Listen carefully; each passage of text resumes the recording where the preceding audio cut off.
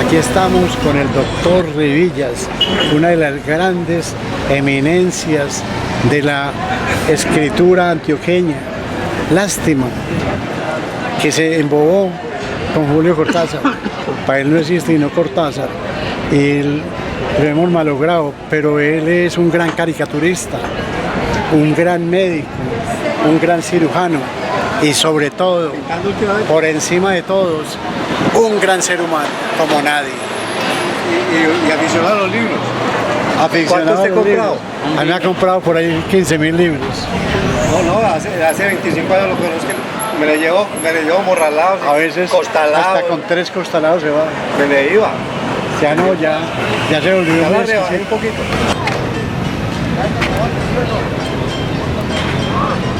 Ya yo me terminé la lepita. No, eso es así. Es con todo así. Dale. Así es que empieza bonito eso. Doctor Rivillas, usted fue que se embobó con Julio Cortázar. Si Julio Cortázar es para adolescentes, ¿qué le pasó con Cortázar?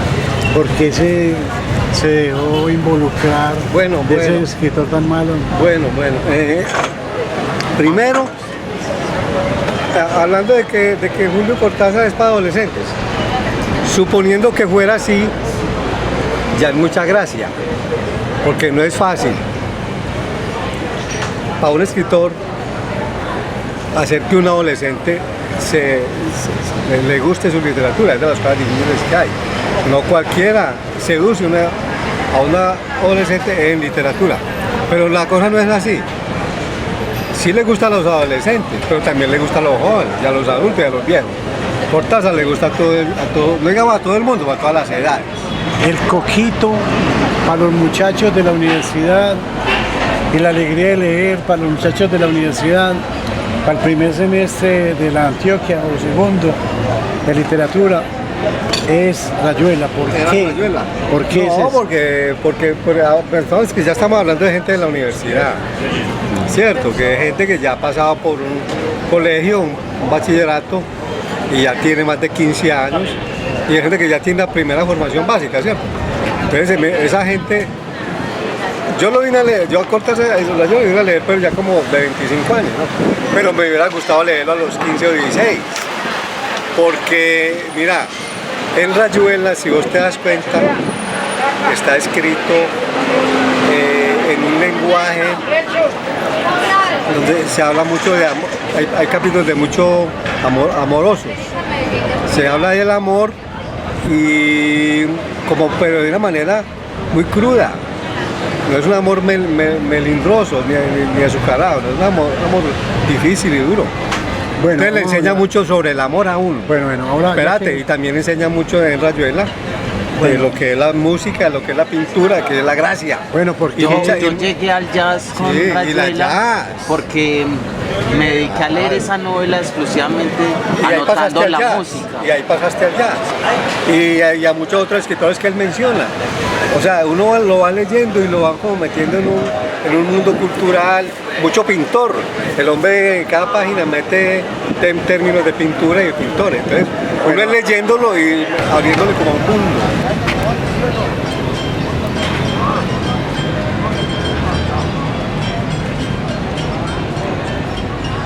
El eterno tema de usted y yo es los amores entre Alejandra Pizarnik y ella, y Julio Cortázar. Todo el mundo dice que ella era lesbiana, pero creo que en París era indiscriminada, o sea que eso se acostaba hasta con el nido de la perra. ¿Qué ha oído usted de esa historia de ellos dos como amantes? Bueno, de lo que yo he investigado es que ella llegó a París por allá a mediados de los años 60 y Cortázar le ayudó a conseguir alojamiento. le ayudó. El primer trabajo que ella tuvo... ellos ya se habían carteado antes porque Pizarnik le había hecho como una reseña en la revista Sur de uno de los libros de Cortázar, creo que fue Los Cronópicos. Entonces ellos ya por carta se conocían muy bien.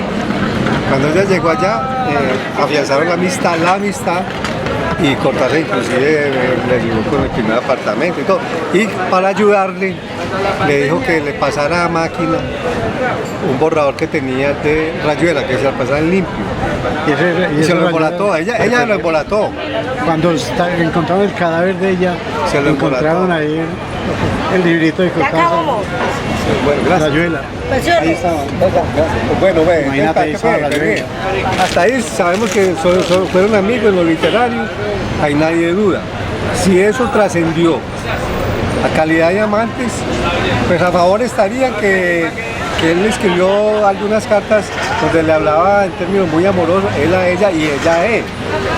Ahora, que no dice nada que haya pasado, pero de haber ocurrido tampoco es para que lo hayan puesto en carta, porque para la época él estaba casado con Aurora Hernández, no le convenía banderearse ni publicarse eso, o sea que no se descarta.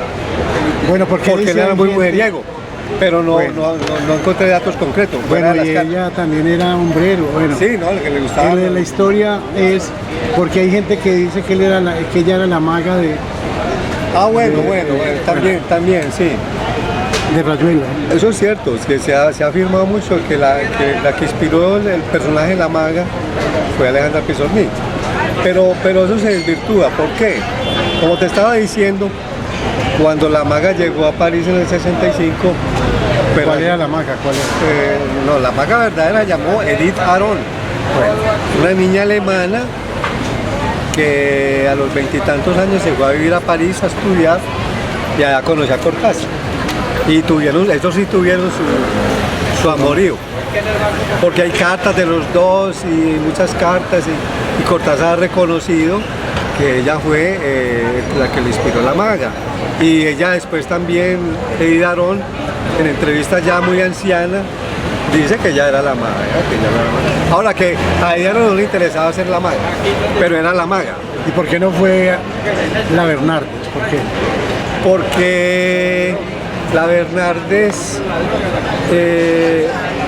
tenía un temperamento diametralmente opuesto a las magas.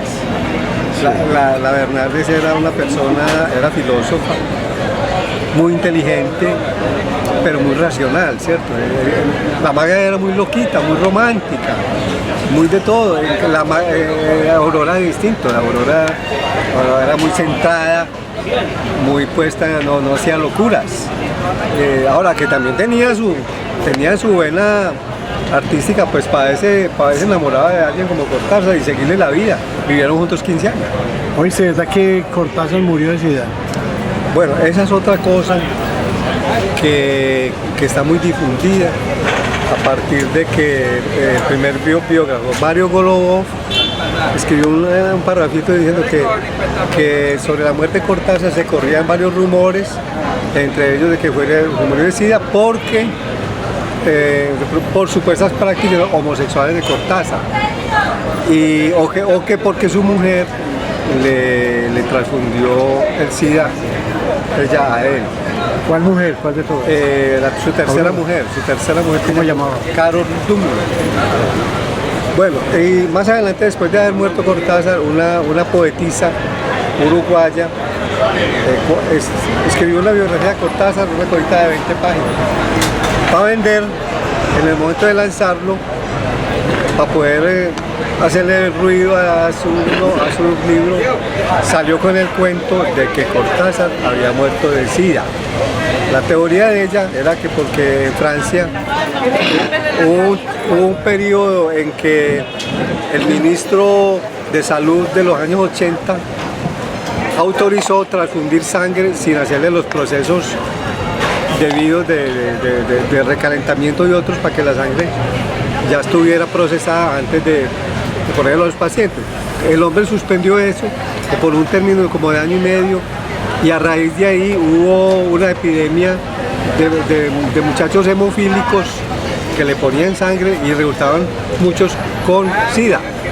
Eso hubo una demanda, un escándalo en Francia, una demanda, murieron varios muchachos de esos y fueron juzgados como culpables dos ministros de salud franceses de la época. El uno creo que Fabricios o algo así, yo lo tengo apuntado. Pero eso el argumento de Peri Rossi se cae, ¿por qué? Porque es Peri Rossi. Peri Rossi, bueno. la que salió con él para poder vender libros. Se cae, ¿por qué? Porque el periodo en que en Francia se autorizó transfundir sangre sin procesar fue entre 1983 y 1984. A Cortázar sí le habían pasado una transfusión muy grande, pero fue en el año 81. Sí. 81, o sea, fue 2 años antes del escándalo y en ese momento todavía se hacían las respectivas procesos de sangre a los pacientes, o sea, que a Cortázar le pusieron sangre la normal, bien procesada, no tiene por qué. Esa es una de los aspectos para uno darse cuenta que Peri Rossi está diciendo mentiras. Hay como 7 otras mentiras que yo desgloso bien en la biografía. Por ejemplo, ella dice que ella le vio a Cortázar, dice ella, un sarcoma de Kaposi en la lengua, dice Peri Rossi. Viendo que un sarcoma de Kaposi es una entidad muy agresiva fisiológicamente, es un tumor en la lengua, que la persona que lo padece, primero, no habla bien, habla enredado, o ya después no puede ni tragar, y eso duele. Y Cortázar, en su minuciosa correspondencia de los últimos años, no hace ninguna mención a ese síntoma. Bueno, cuando se hablaba de prurito, de pérdida de peso, todo eso lo mencionaba porque Cortázar era hipocondriaco. Eso no. Espérate, para que sigamos.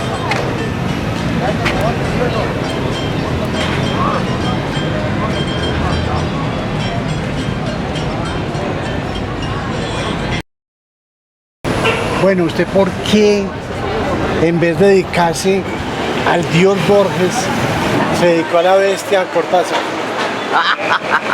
Bueno, ese es otro tópico,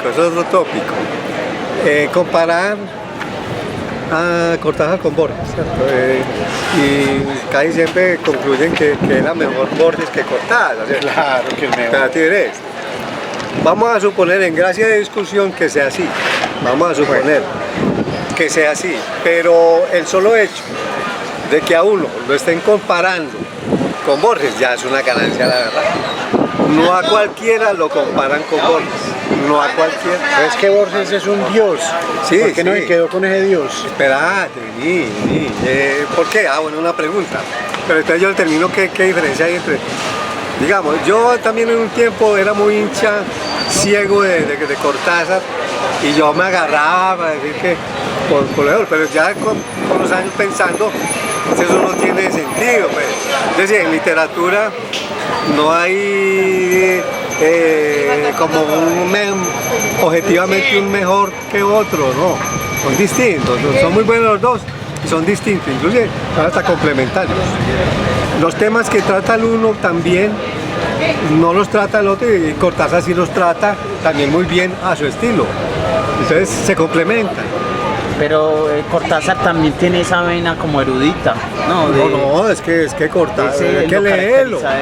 Es que acordate que Cortázar él estudió para maestro 3 años y luego otros 3 para una licenciatura, para ser maestro en colegio.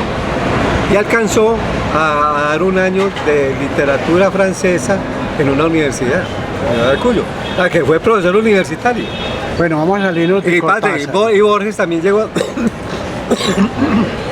perdón por la gripe. Borges también llegó a ser profesor universitario de la Universidad de Buenos Aires como 20 años. Dicen los alumnos que era muy soso, muy aburridor. Ahora, que las 4 o 5 cositas básicas eran fundamentales y no le interesaba la nota. Y decía que leyeran lo que les gustaba, que lo que no les gustaba no lo leyeran. Bueno, eso es una adelanza del berraco. Bueno, pero que con las clases era muy aburridor. Todo lo contrario de Cortázar. De Cortázar eran unas clases que eran hipnotizantes, hermano, que nadie quería terminar. Decían los alumnos, no yo.